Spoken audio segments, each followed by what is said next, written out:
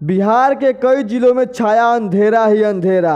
आपको बता दें कि बिहार में पटना समेत कई जिलों में ब्लैक आउट हुआ और हर तरफ अंधेरा ही अंधेरा छा गया।